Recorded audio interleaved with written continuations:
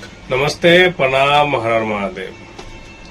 आप सभी के बीच पवन सिंह पावर स्टार कल काराकाट से सांसद का वोटिंग काउंटिंग कल होगा। 24 घंटा बचा हुआ है और वहां से सांसद का चुनाव लड़ रहे हैं सभी प्रत्याशी। और देखे, क्योंकि जहां ओपिनियन पोल देख रहे हैं हम लोग, न्यूज पे भी चल रहा है, जो जनता का है रुझान एक तरफा जो हो रहा है पवन सिंह हर जगह।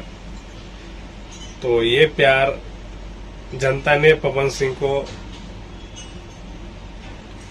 इतना प्यार दिए हैं पवन सिंह को कि पवन भी एकदम गद हो गए हैं।